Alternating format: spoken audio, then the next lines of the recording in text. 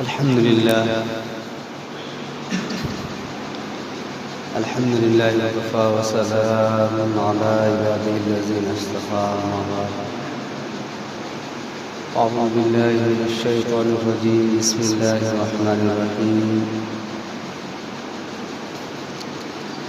يا أيها الذين آمنوا كتب عليكم الصيام كما كتب على الذين من قبلكم لعلكم تتقون.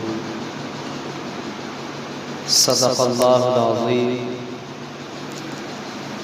قال النبي صلى الله عليه وسلم: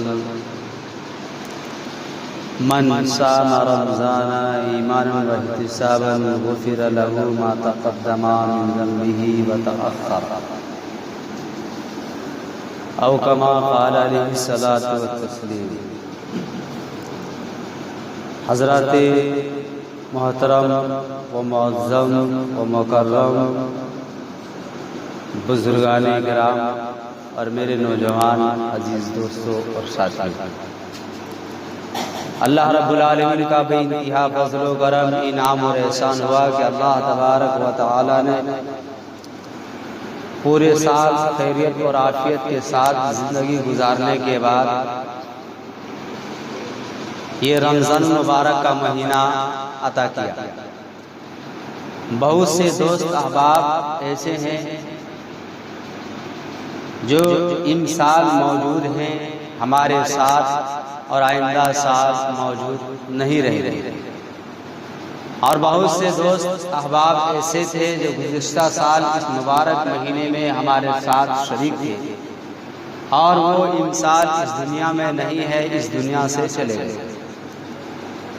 تو یہ اس مبارک مہینہ کا مل جانا ہماری زندگی کے اندر یہ ہمارے اور آپ کے لیے بڑی خوش نصیبی ہے. اللہ تبارک و تعالی ارشاد فرماتا ہے: یا ایھا الذین آمنوا.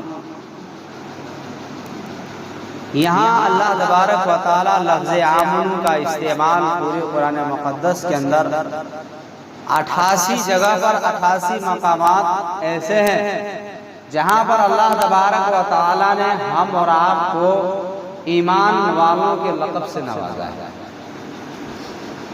ایک غیر ایمان والا اور ایک ایمان والا انسان ہونے کے ناطے برابر ہے، انسان کے ناطے، کیونکہ جو چیز ایک انسان کے اندر پائی جاتی ہے ان کے انسان ہونے کے لیے جس اعضاء اور جسم اور ظواہرات کی ضرورت پڑتی ہے وہ ساری چیزیں اسی غیر ایمان والوں کے پاس بھی موجود ہے.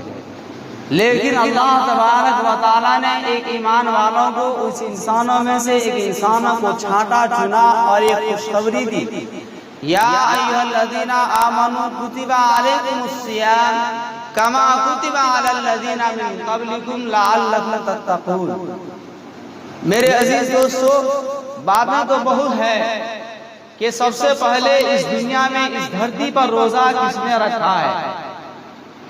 یہ مبارک مہینہ کا روزہ جو 30 روزہ یا 29 روزے ہم اور آپ رمضان مبارک کے رکھتے ہیں، کیا اس مہینے سے پہلے بھی کوئی روزہ فرض تھا؟ آئیے میرے دوستو، سب سے پہلے قرآن مقدس کی ایک آیت اٹھا کر کے دیکھتے ہیں. اللہ تبارک و تعالی ارشاد فرماتا ہے: وَإِذْ قُلْنَا يَا آدَمُ اسْكُنْ أَنْتَ وَزَوْجُكَ الْجَنَّةَ وَكُلَا مِنْهَا رَغَدًا حَيْثُ شِئْتُمَا وَلَا تَقْرَبَا هَٰذِهِ الشَّجَرَةَ فَتَكُونَا مِنَ الظَّالِمِينَ. اللہ تبارک و تعالی نے جب حضرت آدم علیہ السلام اور اماں حوا دونوں کو پیدا کیا، پیدا کرنے کے بعد اللہ تبارک و تعالی نے حضرت آدم علیہ السلام سے کہا: وَلَا تَقْرَبَا هَٰذِهِ الشَّجَرَةَ، کہ اس درخت کے قریب مت جانا. درخت کے پھل کھانا تو بہت دور کی بات ہے، اس کے قریب بھی مت جانا. الغرض یہ شیطان کے بہکاوے میں اماں حوا آ گئی اور حضرت اماں حوا نے بھی اس دانے کو کھا لیا اور حضرت آدم علیہ السلام کو بھی اس دانے کو کھلا دیا. جب یہ دونوں دانے کھا لیے، جنتی لباس اسی وقت اتر گیا. بعض کتابوں کے اندر آتا ہے کہ حضرت آدم علیہ السلام जन्नत के पत्तों के जरिए से अपनी इज्जत को ढकना चाह रहे थे, तो जैसे ही हाथ जन्नत के पत्तों की जानिब बढ़ाते थे तो जन्नत के पत्ते भी दूर चला जाता था। गोया अपनी इज्जत ढकने के लिए पत्ते को अगर हाथ लगाते तो उसको भी नहीं पकड़ पाते थे। अल्लाह तबारक व तआला ने जन्नती लिबास उतार दिया, दोनों के जन्नती लिबास उतर गए और दुनिया के अंदर भेजा हज़रत अम्मा हव्वा अलैहिस्सलाम को जद्दा में भेजा और हज़रत आदम अलैहिस्सलाम को अल्लाह तबारक व तआला ने सरांदी पहाड़ पर भेजा, जो श्रीलंका के नाम से याद किया जाता है। जो हिंदुस्तान का एक टुकड़ा था, आज वो श्रीलंका के नाम से याद किया जाता है। वहां पर हज़रत आदम अलैहिस्सलाम को उतारा। हज़रत आदम अलैहिस्सलाम दुनिया में आए, रोए। काफी अरसा गुजरने के बाद जिस तरह साफ और शफाफ पानी के सामने, तालाब के सामने या नहर नदी किनारे सामने अगर आप खड़े होंगे, जहाँ पानी बिल्कुल साफ और शफाफ चमकता हुआ होगा, आपका चेहरा एक शीशे के मानिंद दिखाई देगा। हजरत आदम अलैहिस्सलाम इसी तरह खड़े थे। चेहरे मुबारक को देखा, अपने चेहरे मुबारक पर नजर पड़ने के बाद हजरत आदम अलैहिस्सलाम ने कहा, या रब्बुल आलमीन, आपने जन्नत मेरी गलती की वजह से आपने मुझे जन्नत की इनामात से महरूम कर दिया, जन्नत के बागो बहार से महरूम कर दिया। या अल्लाह, कम से कम जन्नत की खूबसूरती तो रहने देता। या अल्लाह, आपने जन्नत की खूबसूरती भी ले ली। ये हज़रत आदम अलैहिस्सलाम फरियाद कर रहे हैं। अल्लाह तबारक व तआला ने हुक्म दिया, ए आदम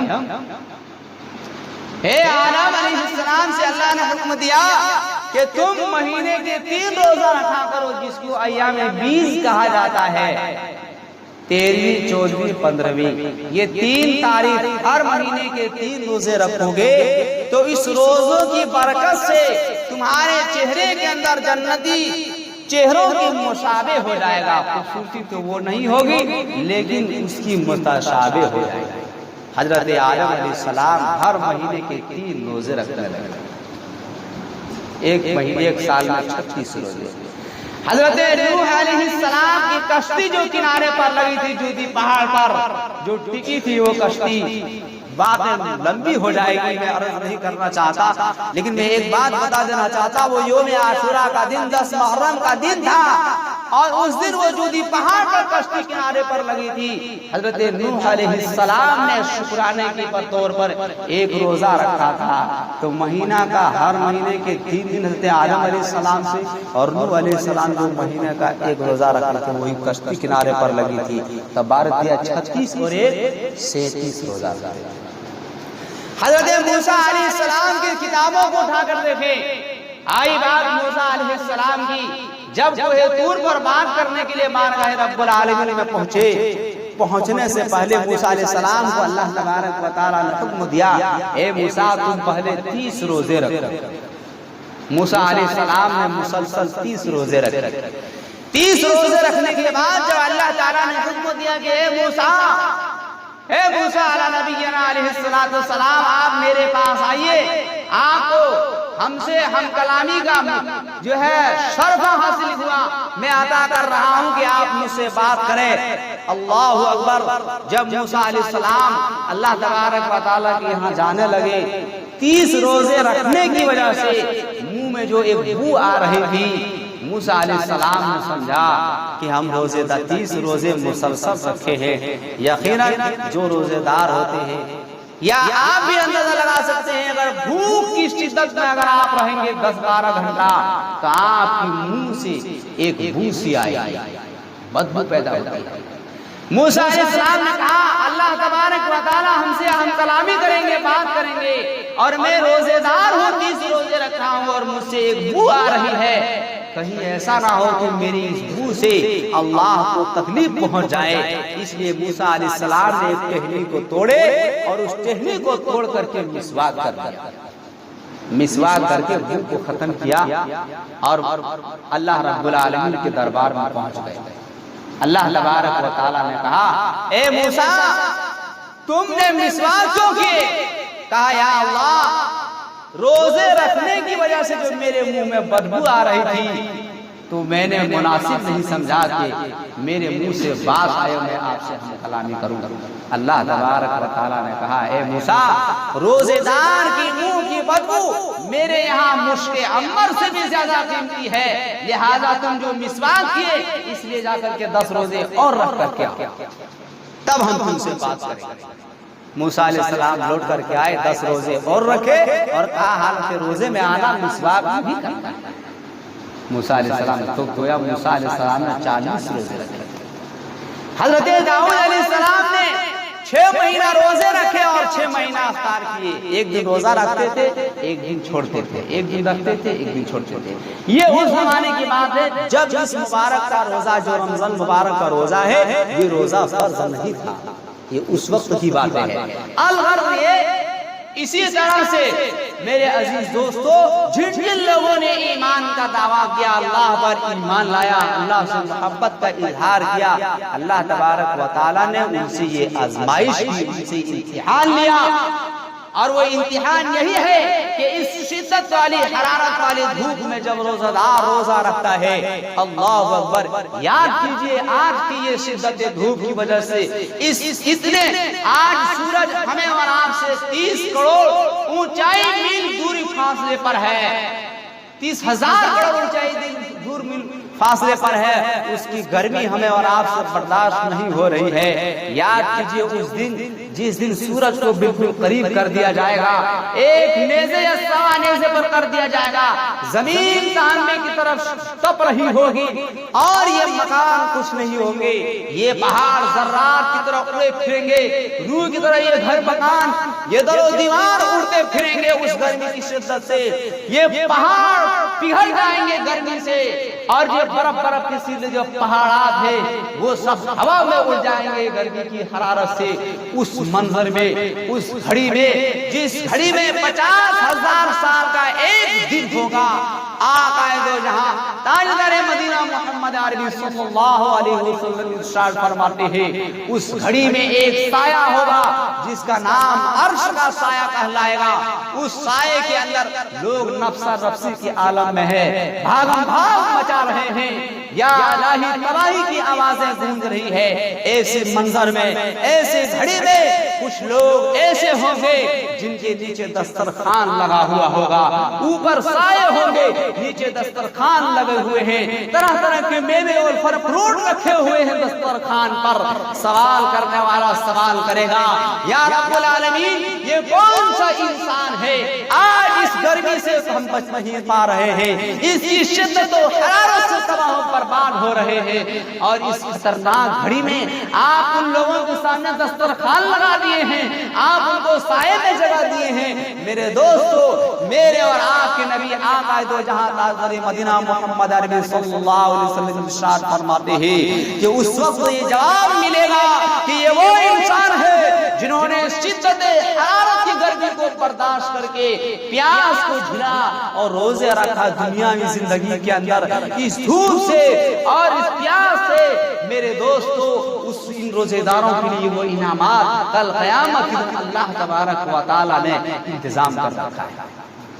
یہ روزہ اس کا بہت بڑا مقام اور مرتبہ ہے. اس مبارک مہینے میں قرآن کریم کی تلاوت کثرت سے ہونی چاہیے. جتنی بھی آسمانی کتابیں ہیں ان تمام کتابوں کی نسبت اس مبارک مہینے میں. بات لمبی ہو جائے گی ورنہ میں تاریخاً بتاتا کہ ہر کون سے تاریخ کون سے دن میں اس مبارک مہینے میں پورے رمضان میں کون سی کتابیں نازل ہوئی ہے. الغرض یہ تمام کتابوں کی نسبت آسمانی جتنی کتابیں ہیں ہر کتابوں کی نسبت اس مبارک مہینے سے. اس لیے اس مبارک مہینے میں قرآن کریم کی تلاوت کثرت سے کرنا. قرآن بہت ہی عظیم الشان کتاب ہے، یہ وہ عظیم الشان کتاب ہے میرے عزیز دوستو جس کا پڑھنا بے مثال، جس کا پڑھنا لاجواب، جس کا دیکھنا لاجواب، جس کو ہدیہ کرنا لاجواب، جس کا سننا لاجواب، جس کو دیکھنا لاجواب. میرے عزیز دوستو جس کو پڑھنے اور پڑھانے والا لاجواب، جس کے بارے میں آتا ہے بعض کتابوں کے اندر کہ ایک حافظ قرآن، ایک عالم دین جو جو قرآن پڑھا ہوا ہے، قرآن کریم کی معنی مطلب کو سمجھ رہے ہیں، علم دین حاصل کیا ہے یا قرآن پڑھنے والا ہے، میرے عزیز دوستو کتابوں کے اندر آتا ہے دنیا کے اندر جتنے خزانے ہیں، دنیا کے اندر جتنے ہیرے اور جواہرات ہیں، آسمانی دنیا کے اندر جتنے بھی ہیرے جواہرات ہیں، جتنے بھی ساز و سامان موتی چاندی سونا وغیرہ ہے، اور جتنے بھی ساری چیزیں ہیں، ان ساری چیزوں کو بیچ کر کے اس کے پیسے کو اکٹھا کیا جائے، اس کی قیمت کو اکٹھا کیا جائے، یکجا کیا جائے، اور ایک حافظ قرآن اور ایک عالم دین کی ایک منٹ یا ایک سیکنڈ کی قیمت ادا کرنا چاہے تو نہیں کر سکتا ہے۔ آپ اندازہ لگا سکتے ہیں جس قرآن کو پڑھنے والا کا یہ مقام اور مرتبہ ہے۔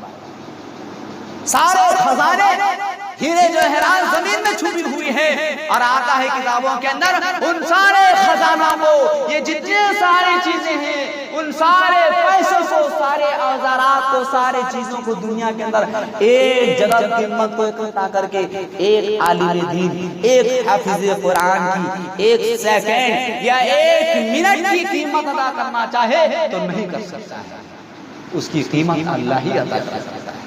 بہرحال عرض کر رہا تھا کہ قرآن بہت بابرکت والا بابرکت والا مہینہ ہے اور کتاب ہے، اس لیے میرے عزیز دوستو اس مبارک مہینے میں کثرت سے قرآن کریم کی تلاوت ہونی چاہیے۔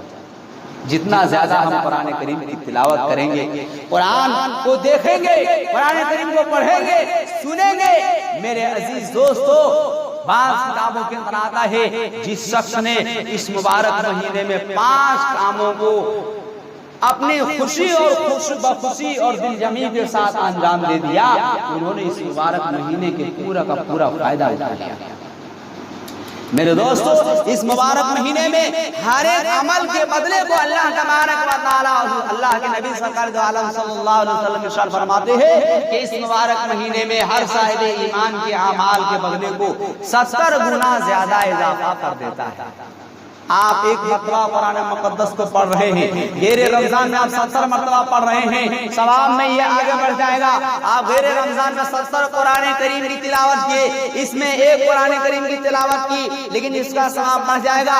غیر رمضان میں آپ نے ایک آدمی کو کھانا کھلایا، آپ رمضان میں غیر رمضان میں آپ نے 70 آدمی کو کھانا کھلایا، اس مبارک مہینے میں آپ نے ایک آدمی کو کھانا کھلایا، آپ کا ثواب بڑھ جائے گا۔ آپ غیر رمضان میں 70 آدمی کو پانی پلایا، آپ اس مبارک مہینے میں ایک آدمی کو پانی پلایا، آپ کا ثواب بڑھ جائے گا۔ آپ غیر رمضان میں 70 مرتبہ سبحان اللہ پڑھی اور اس مبارک مہینے میں ایک مرتبہ سبحان اللہ آپ نے پڑھ دیا، آپ کا ثواب بڑھ گیا۔ آپ نے غیر رمضان میں 70 تسبیحات پڑھے، آپ نے اس مبارک مہینے میں ایک بار تسبیحات پڑھ لیے، 70 گنا زیادہ ہو گیا، اس سے زیادہ بڑھ گیا۔ آپ غیر رمضان میں گویا کہ اللہ تبارک و تعالیٰ کی تعریف کیے، اللہ کے نام پر پیسہ خرچ کیے، 70 روپیہ لگا دیے غیر رمضان میں، آپ نے اس مبارک مہینے میں 1 روپیہ لگا دیا، اللہ تبارک و تعالیٰ کی فضل و کرم سے، رحم و کرم سے آپ کا یہ پیسہ غیر رمضان سے بڑھ جائے گا۔ گویا ہر عمل کا بدلہ 70 گنا زیادہ ہے، تو گویا اس مبارک مہینے میں ہر عمل میں اضافہ ہونا چاہیے۔ میرے اور آپ کے نبی آقا دو جہاں تاجدار مدینہ محمد عربی صلی اللہ علیہ وسلم ارشاد فرماتے ہیں کہ ایک صحابی رسول آئے اور عرض کی یا رسول اللہ صلی اللہ علیہ وسلم اس مبارک مہینے کے ثواب کو عمرہ لوگ جو امیر طبقے کے لوگ ہیں ان لوگوں نے سارے ثوابوں کو لے لیا۔ کہا وہ کیسے؟ کہا یا رسول اللہ وہ امیر لوگ ہیں، ہم غریب ہیں، ہم نماز پڑھتے ہیں وہ بھی نماز پڑھتے ہیں، ہم قرآن کریم کی تلاوت کرتے ہیں وہ بھی کرتے ہیں، ہم روزہ رکھتے ہیں وہ بھی رکھتے ہیں، ہم تسبیح اور توبہ استغفار کرتے ہیں وہ بھی کرتے ہیں، یا اللہ ہم تراویح پڑھتے ہیں وہ بھی پڑھتے ہیں، یا اللہ ہم غریب ہیں، ہم لوگوں کو روزہ افطار نہیں کرا سکتے ہیں، وہ امین ہیں وہ کئی لوگوں کی روزہ افطار کراتے ہیں۔ میرے دوستو سنیے اس بات کو، میرے اور آپ کے نبی آقا دو جہاں تاجدار مدینہ محمد عربی صلی اللہ علیہ وسلم ارشاد فرماتے ہیں اے میرے صحابی سنو 10 مالدار ہونا ضروری نہیں ہے دوسرے کو روزے افطار کے لیے۔ اگر تم نے ایک کھجور سے اور ایک گلاس ٹھنڈا پانی سے یا ایک گلاس لسی سے کسی کو روزے افطار کرا دیا تو تمہیں بھی وہی ثواب ملے گا جو اس کو ملتا ہے، تمہیں بھی وہی ثواب ملے گا جو ایک روزہ رکھنے والوں کو ملتا ہے۔ میرے دوستو یہ مہینہ لوٹنے کا مہینہ ہے، سیزن ہے، نیکی کمانے کا سیزن ہے۔ جس طرح ایک فصل کا سیزن ہوتا ہے، دھان کٹائی کا، گیہوں کٹائی کا یا آم کا، وہ سیزن پر آدمی سارے ضروریات کو چھوپ سے پھوس ڈال دیتے ہیں اور وہ کہتے ہیں میرا ایک سیزن ہے، اس سیزن پر میں پھول کماؤں گا تب میں پورے سال سکون سے رہوں گا۔ اسی طرح یہ ہمارے اور آپ کے لیے، ہر صاحب ایمان کے لیے مبارک مہینہ یہ سیزن کا مہینہ ہے۔ جدھر سے چاہے ہاتھ پھیلا کر کے اپنے دامن کو بھر سکتا ہے، چاروں طرف سے بھر سکتا ہے، چار طرف سے راستہ کھلے ہوئے ہیں۔ میرے عزیز دوستو، خصوصاً اس مبارک مہینے میں جہاں اور دیگر عبادات کا اس میں اہم دخل ہے، وہیں پر زکوٰۃ اور صدقۃ الفطر کا بہت بڑا اور اہم دخل ہوتا ہے۔ میرے عزیز دوستو، یہ اکثر جگہوں میں یا اکثر اس طرح کے لوگ بھی ہوتے ہیں جو اس چیزوں پر دھیان نہیں دیتے ہیں۔ اگر صدقۃ الفطر پر دھیان دیتے ہیں تو زکوٰۃ جو اہم چیز ہے اس پر دھیان نہیں دیتے ہیں۔ میرے دوستو، میں ایک بات عرض کرنے کے بعد بات لمبی ہو جائے گی۔ سرسری طور پر یہ کہ سرزمین کلکتہ کے نام آپ لوگوں نے سنا ہوگا۔ ایک واقعہ کے اندر آتا ہے، ایک دکاندار، گرمی کی شدت ہے، جیٹھ بیساکھ کا مہینہ چل رہا ہے اور وہ دکاندار دکان بند کر کے اپنے گھر میں آرام سے سو رہا ہے۔ ایک آدمی آتا ہے 2:30 بجے اور کہتا ہے بھائی اٹھو، کہتا ہے کیا بات ہے، کہتا ہے پوری مارکیٹ میں آگ لگ گئی ہے، ساری دکانیں جل کر کے راکھ ہو گئی ہے، آپ کی دکانیں بھی جل گئی ہے، آپ چلیے اپنی دکان کے سامان کو نکال کر کے بچا لیجئے۔ الغرض وہ دکاندار کہتا ہے جائیے جائیے، میں نہیں جاؤں گا۔ کہتے ہیں کیوں؟ کہتے ہیں میری دکان نہیں جل سکتی ہے، میرے دکان کے سارے سامان نہیں جل سکتا ہے۔ الغرض یہ وہ انسان لوٹ کر چلا جاتا ہے، یہ دکاندار سو رہا ہے، 4 بجتا ہے، گھڑی دیکھ کر کے جب دھوپ کم ہو جاتی ہے گھر سے باہر نکلتا ہے، دکان کی طرف جاتا ہے، دیکھتا ہے پوری مارکیٹ میں آگ لگی ہوئی ہے، ساری دکانیں جلی پڑی ہے۔ الغرض ہے جب اپنی دکان کے پاس پہنچتے ہیں دیکھتے ہیں اس کی دکان جیسی تھی ویسی ہے۔ الغرض یہ اس طرح سے آگ لگتے ہوئی آئی، یہ اس کی دکان ہے، آگ نے ٹرن مار دیا اور ادھر سے پھر یہاں تک آئی، ادھر آگ لگتی ہوئی چلی گئی، پوری مارکیٹ کو جلا دیا، اس کی دکان میں ایسا ویسا ہی رہ گیا۔ لوگوں نے کہا اللہ کی مصلحت ہے، لیکن کہا مصلحت اللہ کی ہے، لیکن کس انسان نے دعویٰ کیسے کر دیا کہ میری دکان نہیں جل سکتی ہے؟ الغرض یہ بہت سارے لوگ وہاں جمع ہے اور جو ہے پولیس پرشاسن بھی وہاں موجود ہے۔